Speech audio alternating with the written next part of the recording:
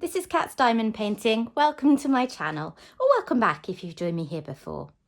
So today I am very excited to be able to share with you a finish. So this video is going to be my post review of Family Circus, which you may have seen in some of my previous videos. I've showed me kitting it up, and I've done a few WIP'n'Chats on this painting as well, because I've been working on it for a little while now. So I have finally finished. It's been a lot of fun, and without further ado, I am going to show you the finished painting. Oh, of course it's folded over at the corner.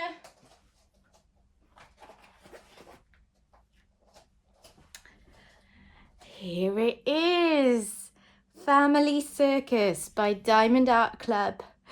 The artist is Richard Lorenz, and this painting, as you can see, is quite a big one. It's 70 by 93 centimetres, so it's been quite a labour of love.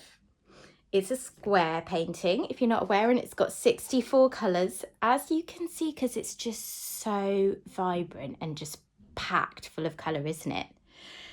So, what do I have to say about this painting? I mean, genuinely, I think this is my favourite painting I have ever worked on. It's taken me probably about 5 to 6 weeks.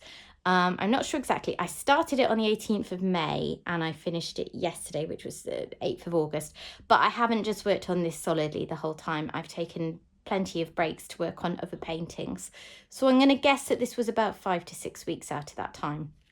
I'm not the quickest diamond painter. I'm not the slowest. I know some people would knock this out a lot quicker. To give you some context, the other painting that I've worked on of this size, which was Inspiration of Spring Meadows, also by Diamond Art Club, and that was a Chuck Pinson painting. That one took me probably a good 2 months or so.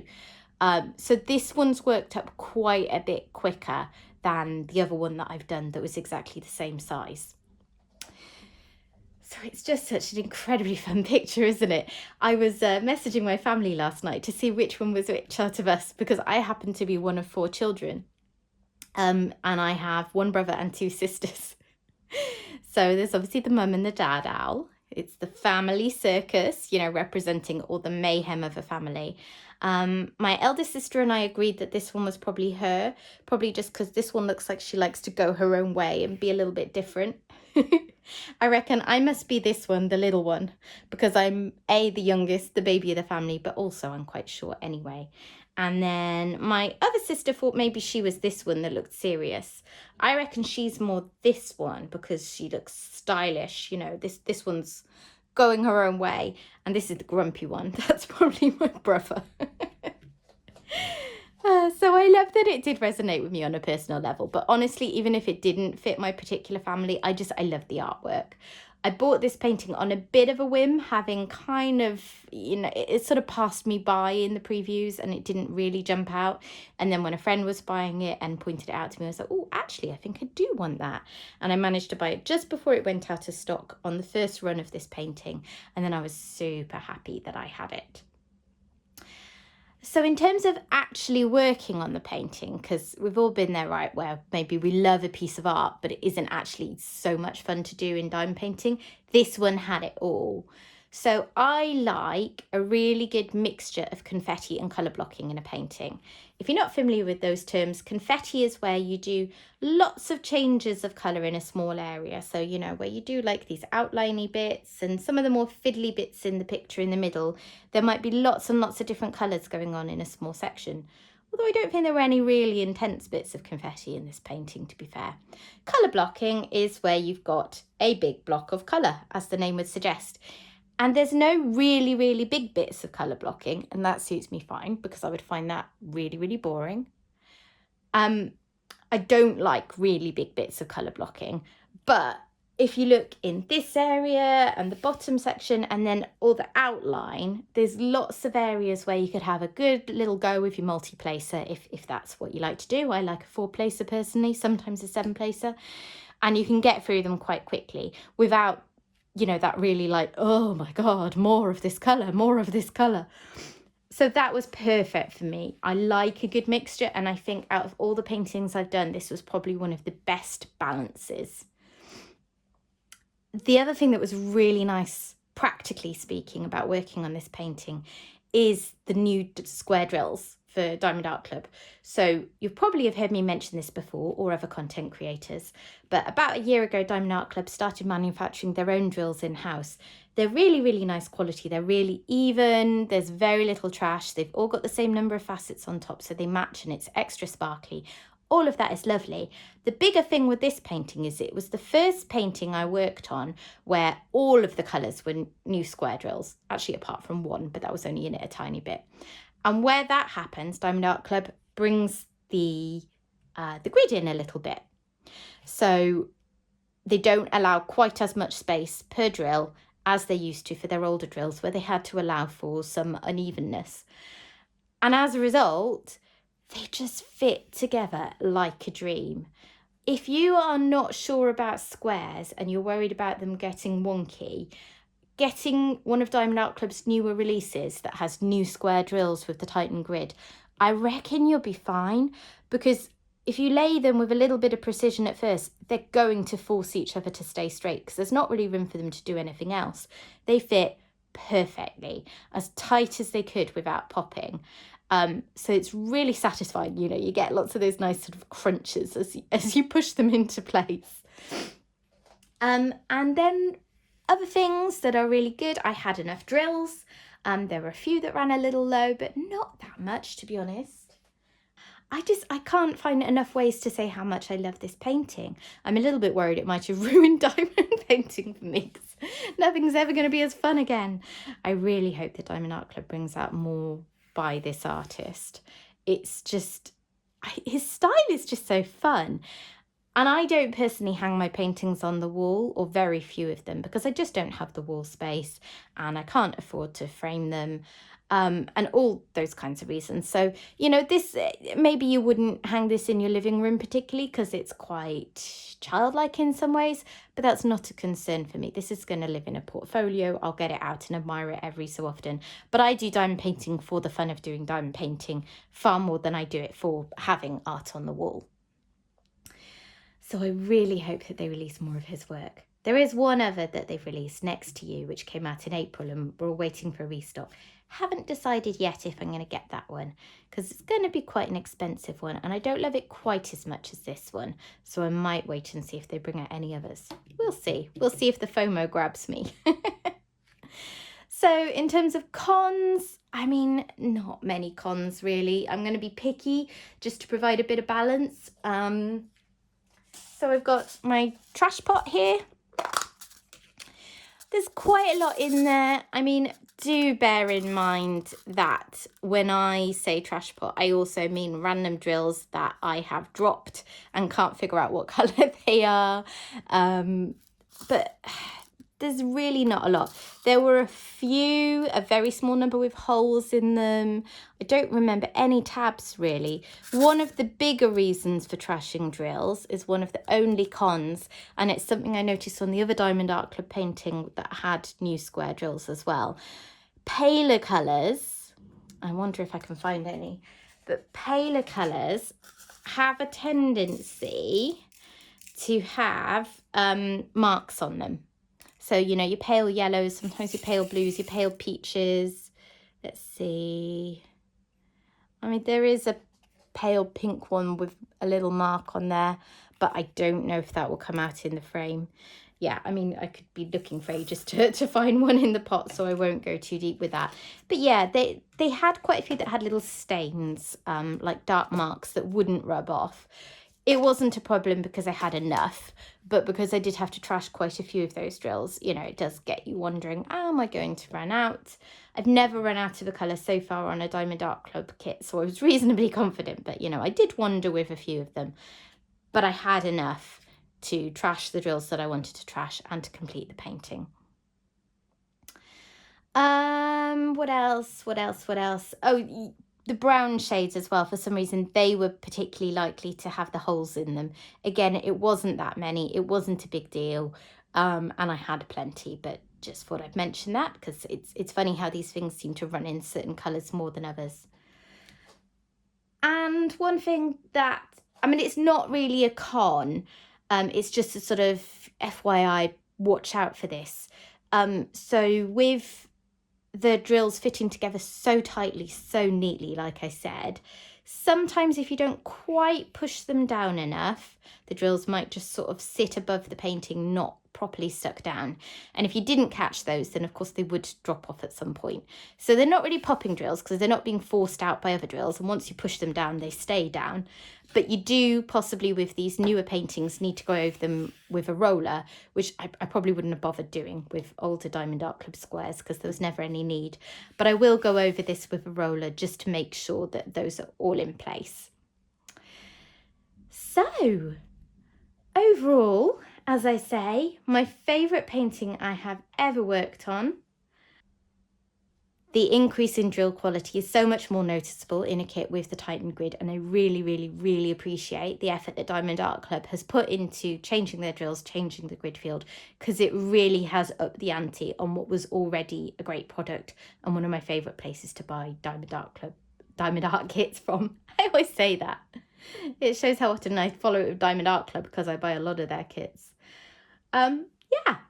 Absolutely, if you're looking at this painting thinking that you might like to give it a go, snag it next time it's in stock. You will not regret it. So I am going to do a quick pan over the painting just to show you in a little bit more detail, and then I will move on to kitting down.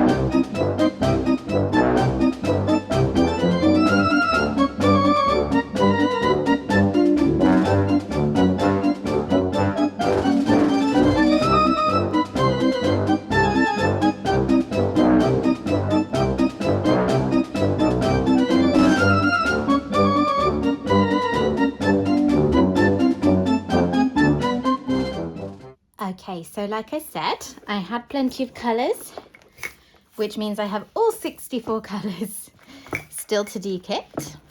Let me get these out of here. So if you watched my kitting up video, because it's 64 colours and I like to only have one layer of drills to work with, I put the 4 biggest colours in these extra big pots. And that's been good because they didn't need filling up quite as often. So I've got those there. There's my release paper. I'll use this in a minute to make a note of all of my colours.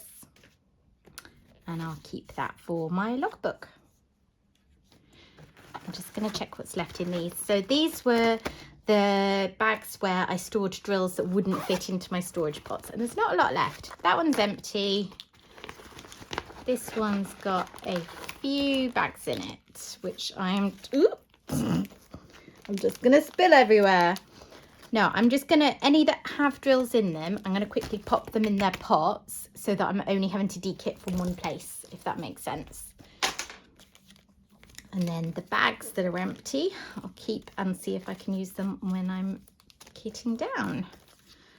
So if it's not obvious from the fact that I'm doing this whole kitting down video, I do keep my spare drills.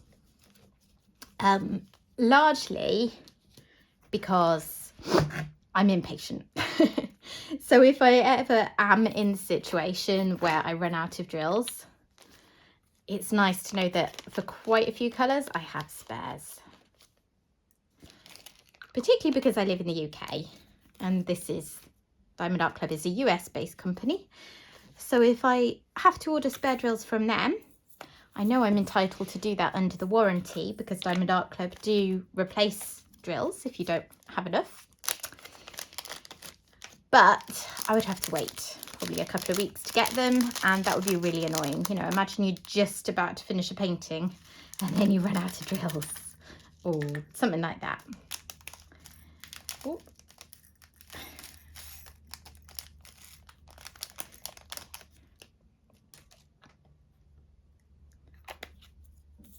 Sorry if you can't see very well. I'm just trying to get this quickly done, and then I can move on to my dekitting.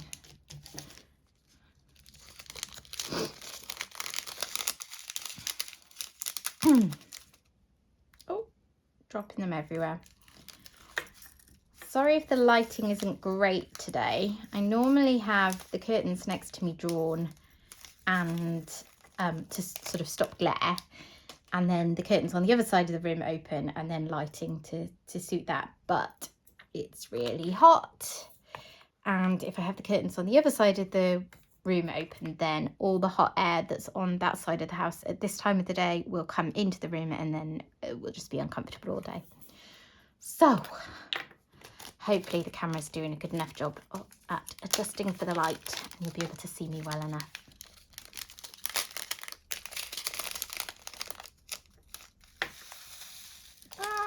Spilling everywhere. But these are only spare drills, so you know, it's not a big deal if I lose a few.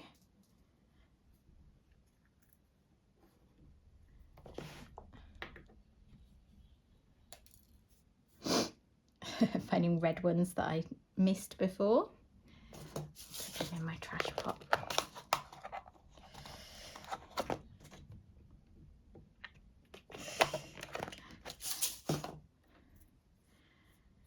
So I'm itching, now I finished this, to start another Diamond Art Club square, because I love this square painting so much. But I still have 5 WIPs on the go, so I'm going to make myself tick off some of those before I kit up a new one. I've still got Wheat Fields, I've got the Fairy Tale Sleeping Beauty, I've got my Ever Moment one, and I've got Dreamer Designs Old Waterway Cottage, and then I've just started Otter with my son. Most of those are in my mid-year diamond painting review if you're interested in knowing which ones I'm talking about. Otter is a new release that I just started with my son because I bought it for him because he loves otters. So the next stage for me is to add the colours that were in this kit to my spreadsheet. I know that you won't be able to see my screen very well, apologies for that. I'm just going to time lapse this, but I'm just briefly explaining what I'm doing. Basically, I keep a spreadsheet with a note of all the colours that I have spare drills for, and I can have that sent to my phone, saved in a folder. So if I'm in the middle of a kit, I don't need to go through a storage box to find out if I have that colour. I can just quickly check on that spreadsheet. So that's the thinking behind this. So I'm going to add them all, and then we'll figure out which ones I already have.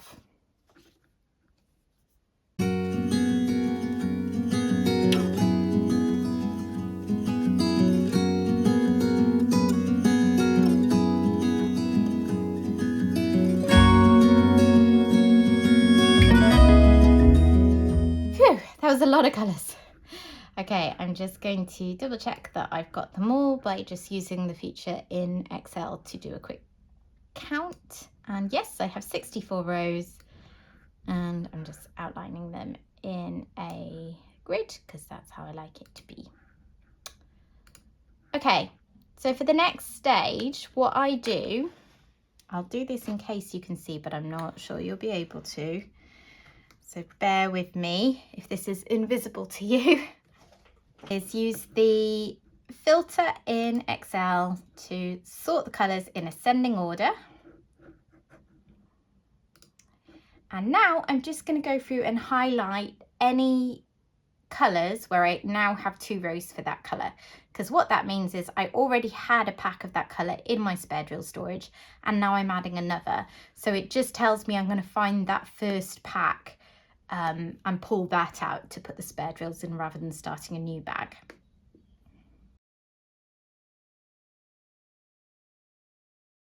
Okay, so that's done, and there were quite a few. I was surprised how many there were, because what I'm going to be taking these from is my Diamond Art Club new square drills, because I separate out my spare drill storage for new drills and old drills just to segment it a bit more so it's easier to find things. And there's only actually been one kit that I've had new square drills on before Island Time, and apparently they have a lot of colours in common. So let me grab those now. Okay, still on my super sophisticated drill storage, which is just a bag of baggies. I will eventually, I say this every time I do a kitting down video, get a better system going. But right now this is still working for me. So until it's not working for me anymore, I don't really want to spend the money on setting up a new system. So what I'm going to do now is go through these, pull out the ones that I need to use today, and then delete those lines off the spreadsheet so that I can just kit down straight into these. So here I go.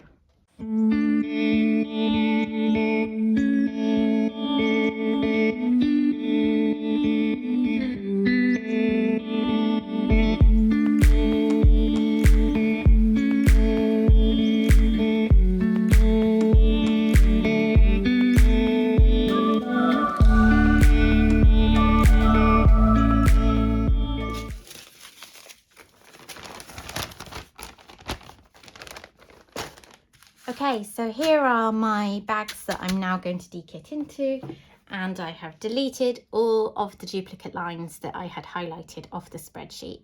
So I can just go ahead and dekit into these bags. Okay, let's get going with dekitting. As ever, I like to do my dekitting over a large tray so that if I spill any, they are nice and contained. Right, so I'm just going to grab these in any old order. I stored my drills in DMC order, so they should be easy enough to find. So how is everyone? I was only away for a week on holiday, but because I couldn't film for a little while before that, and then I've been sorting things since I got back, although I did manage to do a quick unboxing video last week. But yeah, it basically feels like I haven't been diamond painting much, and I haven't been filming for ages, even though it's really not that long. How's everyone doing? Is it the school holidays where you are? It is here. We are about 2.5 weeks in. It feels like it's flying by already. He gets, I think, 6.5 weeks this year. So yeah, it'll be gone before you know it, really, because we've got quite a lot of plans the next few days, and then we are away again in a week and a half. But I'll talk more about that maybe later. So yeah, I've got peace and quiet in the house today because my husband has taken a day off work to spend some time with my son. My husband's an academic, so it's not particularly busy for him in the summer anyway. He's not teaching, obviously. The university students are all at home. And yeah, he's able to be quite flexible. So he's taken the day off to have a bit of a father-son day, which is really nice. Excuse me, I just need to go get a drink of water. Oh, it's getting a bit parched there. Yeah, so they have gone over to the other side of the city we live in, to a big park, to spend the day there. Got lots of things. They've got like a mini railway, although I don't think that'll be running today. It normally runs just certain weekends. They've got big fields, so they've taken a football and various other things because they're both sports mad, so they'll spend ages kicking around balls and stuff. There's a play park. There's a big sandpit area. They're going to get lunch there. There's like a garden centre that's quite nice to look around. There's a duck pond, and my son's favourite thing, there is mini golf. So they're going to be playing mini golf. So yeah, nice to have the house to myself for once, although obviously I'm enjoying having my son home. It's, you know, it's a break from the routine, isn't it? And it's nice to have a chance to do this. It's definitely sort of as hard as I expected, though, to get much filming done over the summer, between how busy I am and then getting time in the house by myself. So I'm putting this up, well, it'll probably be up tomorrow or something by the time I've edited and uploaded it. And then I will get a video done next week some point. And I mean, I'll try and get another one done to upload while I'm away, but yeah, it's tricky. And as I said, I haven't even been diamond painting much. If I'm not diamond painting, then I'm not needing to start new kits or finishing up kits or anything like that. So what have we done so far? 2.5 weeks of holidays already. The first few days we just relaxed. We just, you know, had a bit of home time. Let my son play games with friends a lot. So he plays things like Roblox, and then he'll do a video chat with a friend. So it's sort of, you know, semi-social. Well, it is social, but not the same as seeing someone in person. You know what I mean. So they did that quite a bit. And then, let's see, the first weekend he had a big birthday day out with a friend who was going to this really fun place that we had never heard of, because it's in a town about an hour's drive away. But it looks fun. We'll have to go there sometime. So he went there with his friend for her birthday. And another friend as well. He found it a little bit stressful, I think, going out of the city without us. He was a little bit nervous. So my husband ended up dropping him off. But then he had a great time. And he went back to his friend's house afterwards when they got back. So that was a really nice day. That's a friend of his who used to be in his school, but then she left and went to a different school in about November last year, I think.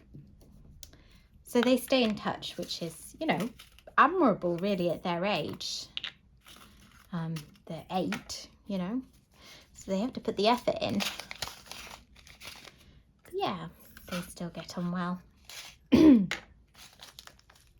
And then the next day, the next day turned into, well, my husband suggested to the parents and kids from my son's football team that they went and played foot golf. Foot golf is, well, it's sort of what you'd expect if you know what football is and what golf is. Football as in British football, not American football. So you have essentially a golf course, but instead of hitting a ball around the course with a club, you kick a football around. So my son loves that. So they went with another of the football dads and his son, and then they took another friend whose parents couldn't go with them. So they did that and had fun, although they were there for hours because it was this really windy day, and it's quite exposed where they were playing. So apparently the ball just kept flying off the course. They kept having to take like 10 shots in each hole. It was a little bit frustrating, but they managed to make the best of it. And then my son's friend came back to our house to play. That was all fun. And then his friend said, "Can I stay over?" And we were a bit like, where'd that come from? But obviously my son was really keen. So we asked his parents and they said it was fine. So he ended up staying over, which, I mean, my son was so excited about. He doesn't like staying away from home yet. So he doesn't really get a chance to have many sleepovers. Which, I mean, I'm sure when I was his age, we didn't really do this kind of stuff yet. But now it's all the rage. All the kids are doing sleepovers like all the time. So he stayed over. They had quite a late night. They played a lot of football in the garden. They played some computer games. They read books together. So they had a really nice fun time. And then by the next day, there was only a couple of days till we went on holiday. So then the next few days were mostly, you know, getting things sorted. Things like haircuts, picking up a couple of bits and bobs we needed to buy still for the trip. Obviously, I was doing things like getting washing sorted and packing. We had... I had to make cat food because my cat's on a raw diet. So I make his food at home. I follow a particular recipe and the guidance of a really good, well-renowned group. So if there's any vets listening, don't worry. I'm not just feeding him like raw chicken breast or something. It's all balanced carefully. And he's absolutely thriving. He's been on it for years. So I had to make that ready for going away, and that took up most of Monday, and then Tuesday was packing, and then Wednesday we went. So Wednesday we went to my in-laws' house because we were going on holiday with them, with all of my husband's family, and we were flying from an airport near their house. But it worked quite well because I don't know what it's like where you are. In Britain, we're getting a lot of reports of chaos at airports because they don't have enough staff, basically, having laid people off with COVID. And I think in the UK, things are a little bit exacerbated by the fact we also had Brexit, where we left the European Union. So it's harder for us to get staff now. So it's still light enough. It seems to have gone really dark in here. Yeah, it's a little bit dark, but hopefully you can see all right. I don't think there's really anything I can do to improve it without adding glare in. I think the sun's just gone behind a cloud. It'll be back. Ooh, there's still a drill in there. So they went that evening and did something called Twilight Check-in that I'd never heard of, which was good. So they dropped off all of our cases the night before we flew. So in the morning when we got to the airport at 4 a.m, we didn't have to check in our bags. We just went straight to security, which was just as well because the queue for security was mammoth, and I don't think we would have made our flight if we had arrived at the time the airport told us to arrive 2 hours before and had to check in our bags and go through security. I don't think we would have made it. Because as it was, we only got through security maybe an hour before the flight was due to depart. So we went to get breakfast, and then that took quite a while. Because, you know, normally in airports, it's like mega quick, isn't it? You order and 5 minutes later it's there. But it was about 20 minutes. So our flight was on final call suddenly, and we were still just eating our breakfast. So we were like stuffing it down, and then we like rushed over to the gate. But other than that, the travel all went smoothly. So I wish I could say it was a really good holiday. Unfortunately, it wasn't. So let's see how to tell the story. We went to Portugal, first of all. I haven't actually said that, have I? So we went to a hotel in the Algarve. It was really hot.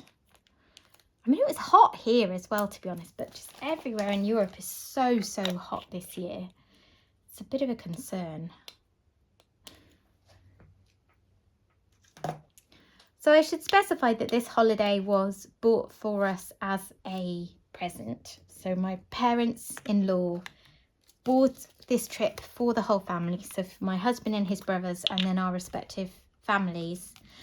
It was supposed to be for their 40th wedding anniversary 3 years ago, but it's taken until now to have it because that year it was actually my parents' 50th wedding anniversary, and they took my family on holiday, and then there was COVID, and also I think my sister-in-law was pregnant that year, and there's been, you know, there's been all sorts of reasons why it's been delayed. So this was a present, and I am of course very grateful for that. It was, you know, it was lovely of them to buy us this wonderful present. So I want to put that in as a huge caveat so that I don't sound like a spoiled brat.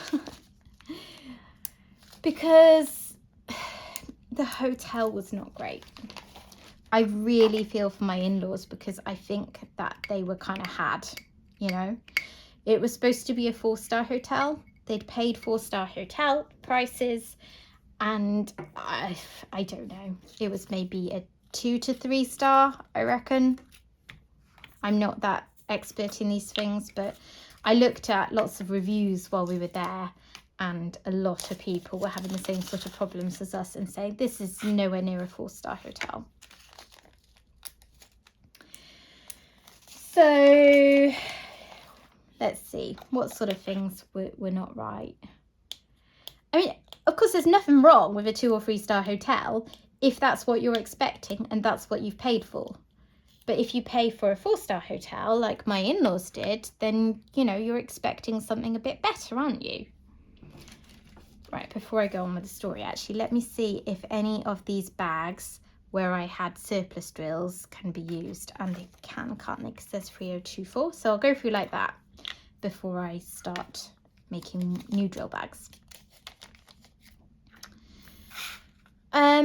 So let's see, the rooms were, I mean, they were fine. They were a bit basic, you know. The beds were really hard. The pillows were really lumpy and they were really stingy with them. Like, we literally had one each, and we did ask for more and they never came.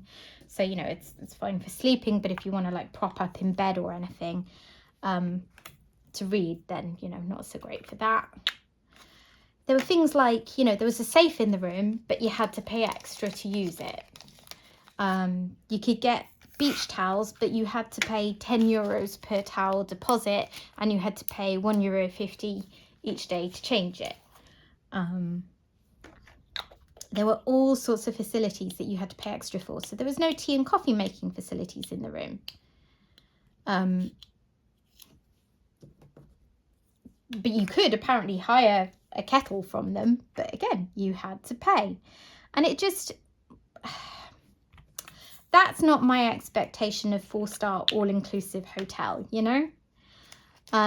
Drinks and things were included until 11, and then you'd have to start paying. It was just a bit strange, you know. They had other things like tennis and mini golf and stuff, but A, you had to pay for those as well, and B, the mini golf they said we couldn't do because they didn't have any balls. So it's just all these little things.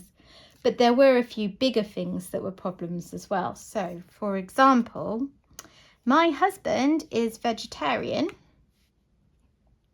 Do I have any 3860, 3860? No. And he just was barely catered for at all. There were 3 restaurants there. There was the buffet, and then there were 2 speciality restaurants. Neither speciality restaurant had any vegetarian mains at all. So unless you wanted to go and just eat sides, he couldn't eat there. And we weren't expecting, like, we know that when you go abroad, sometimes it's not as good for vegetarians as it is at home these days, but we weren't expecting it to be that bad. In the buffet, he was sort of catered for, but on a very basic level. Like, there was 1 vegetarian main, and it would literally be something like a few mixed vegetables. And one day it said mixed vegetables, and it was just like some potato and sweet potato. One day it was a grilled tomato with some cheese on, you know? And it's like, well, he's a grown man. He needs a bit more to fill him up than a few grilled tomatoes. And then there were plenty more options if you did eat meat and fish, but to be honest, they weren't that good. You know, they were mostly overcooked and they'd been sitting around for ages, and yeah. All the food came through the restaurant, so you couldn't, like, there was no shop where you could buy bits of food. There was a shop, but you couldn't buy food like we've had in all-inclusives before. And there was no room service, which we've had in all-inclusives before. So you literally only had those meal options. And it was, you know, I mean, my husband is not a whinger about these things. He'll just get on with it. He was like, okay, it's not great. I won't particularly enjoy the food, but, you know, maybe we'll go out for meals once or twice, but it's not the end of the world. I was happy enough with the buffet at the start, but then quickly got quite fed up with it, because we all got ill. So I'll just mention a bit of a trigger warning in case anyone doesn't like hearing about illness and that kind of thing. Okay, I've had a bit of a filming disaster. My phone that I'm filming on ran out of storage. I thought I had plenty, but obviously I've been filming for longer than I realised. And it cut out, and it doesn't beep or anything helpful like that to tell me when it's run out. So it's just not recorded a lot of this dekitting. However, it's already quite a long video. There was a lot to dekit. So I'm just going to crack on with the rest of it and repeat the story that I just told you that you didn't hear about all of our illness, but shorter, because I don't have as long now. So basically, day 2 of the holiday, my son came down with a bug. He woke up early in the morning feeling sick and uncomfortable, like really in pain with his stomach. He hadn't been sick since he was a toddler, so it was quite traumatic for him, to be honest. Because, you know, it's horrible, isn't it? It takes over your whole body. So he had the whole shebang, felt really rubbish all morning. Then he managed to go to sleep, and then he slept for probably about 17 of the next 20 hours. He would sleep for a good long while, wake up, feel a bit brighter, and then go downhill again and probably be ill again and then go back to sleep. And I've never known him sleep like that, you know, ever. He's not a sleeper.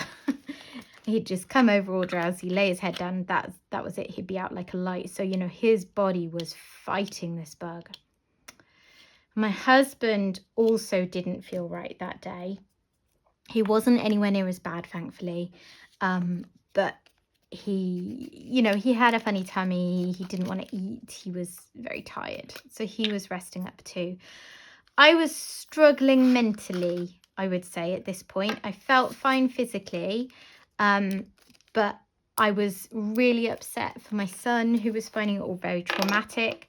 I was finding it hard not being at home, not being able to, you know, go to my medicine cabinet or just pop to a pharmacy around the corner, worrying about, you know, well, when they feel better, what are they going to eat? Because we've been struggling with the food here already. And you know what it's like when you get over a bug and you really feel quite sensitive and like, you know, you want to eat very particular things. So I got some help from family, who passed me some things that they had, and some of them went out in a taxi that night because I didn't feel comfortable doing that by myself, and leaving my boys and being in a taxi by myself in an area where I didn't know. So a couple of them went out to a pharmacy and got some things we needed, like, you know, rehydration drinks and more painkillers and anti-sickness stuff, that kind of thing. Luckily, on the Sunday, the next day, they were both a lot better. They still couldn't really eat, but other than that, they felt much more normal. So we had a relatively normal day on Sunday. You know, we were doing we rested a lot in the morning, and then we went out in the afternoon, did some things like we got in the pool, and I think we played some table tennis.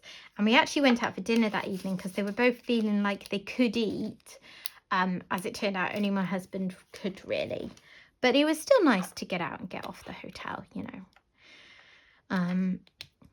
Check that's still recording. Yeah, I'm paranoid now. Hoping to get a new phone at some point and get a bigger size so I don't keep having this problem, because the best camera I have is on my phone, because they make cameras so good on phones these days. You know, it costs a lot of money to buy a separate camera that does a better job. But it's my phone, you know. I use it for stuff. It's not got loads of spare space. So the next day, Monday, we again had a fairly normal day, but then by the evening I was not feeling right. I was supposed to be going out with my husband for a date night that evening. I'd felt a bit iffy at lunch, like I wasn't sure if I could eat normally, but I wasn't sure if it was just kind of anxiety and you know, struggling with the food in the buffet, that kind of thing. But by the evening I was like, no, I definitely don't feel right. So my son still went out with the rest of the family, and my husband stayed home with me, and I had what I could probably reasonably describe as one of the worst nights of my life. I was, you know, very sick, a lot of stomach pain, you know, trips to the bathroom more often than I could count. I don't think I slept properly all night. I maybe dozed a little bit, but my Apple Watch didn't really pick it up because I think my heart was racing. I was up till about 7 in the morning. And the worst thing of all was how I got really dehydrated. I was desperately thirsty. I have never been so thirsty in my life. I was like, I cannot think of anything else but how thirsty I am. And I was taking little sips of fluid, and it was like my stomach wasn't absorbing them. It was like they were just sitting there in my stomach, adding more pressure and giving me more stomach pain. And they just, nothing was easing the thirst. And then, you know, I'd have issues again, and then that fluid was not in my stomach anymore. And it was like that all night. And I was genuinely worried I was going to end up in hospital on a drip. Because I thought, you know, if I'm so ill that my stomach stopped like absorbing any liquid, what's going to happen to me, you know? Anyway, I eventually managed to sleep some point, you know, really late on in the night. As I said, I think it might have been about 7 in the morning. And when I woke up, finally, I felt less thirsty. So oh, sorry, just knocking my camera. So some of that water had finally absorbed, and I thought, okay, I'm actually on the mend now. But it takes me a while to get over stomach bugs, and that was Tuesday, and we were leaving on Thursday morning. So my holiday was largely over at that point, I think. I spent the last couple of days resting a lot. I was incredibly tired. Trying to eat little bits as and when I could, but that was a challenge because of the lack of options. And just, yeah, trying to get my strength up, really. The last night I was able to sit out with people for a bit while they had drinks and I sipped water. And then the day that we went home, I felt okay. I still was barely eating. I managed to have a little bit of bread for breakfast, and I was a bit worried I'd feel faint or something, you know, on a long travel day without being able to eat much, but I was okay. And yeah, we were really glad to get home. So yeah, that's why it wasn't really a very good holiday. I mean, at least four days out of the 7, probably more like 5, there was at least one of us ill. So between that and the issues that we had at the hotel, it was just, yeah, it was a big disappointment, unfortunately. And it's sad because, you know, we've been waiting to have that holiday for years. And I did have reservations and nerves about going because, you know, we're still cautious about things like COVID, but I'd worked through those to do this family trip, and then it was just a disaster. So mainly now I am just glad that we have another holiday, just the 3 of us at the end of the summer, going to my parents' caravan in West Wales. So it's easier sometimes. I love going abroad, but if you're ill, it's easier when you're at home. So yeah, that is the end of my tale of woes about the holiday. Bit depressing, really. And I'm sorry that you missed a huge chunk of me kitting down. The fact there's 64 colours is probably quite a lot to watch anyway, so maybe it's no bad thing at the end. But it is what it is. So that is all of my colours kitted down. Got a nice full bag of drills here. And the last thing that I am going to do is go through on my laptop and add the colour names to the codes that I added there earlier. I have this book, and I do this because it just makes it a little easier. If I'm looking for if I know that I need a particular code in there when I'm getting them out to check for duplicates and stuff when I'm kitting down, it's just a lot easier to have a colour to look for. It just helps. So that's what I'm going to do now. I don't think I'll film that because the camera may cut out again and it's not really very interesting for you. I'd only be time-lapsing it. But that's all I'm going to do. So that is Family Circus all done. I am going to miss this painting, I think. As I said at the start, it's genuinely my favourite painting I've ever done. And I hope that they release more like it because I will be all over them. So I hope that you've enjoyed this video. I will be back next week, probably with something like a whip and chat, but we'll see what comes up. So thank you for joining me and keeping me company. Bye bye.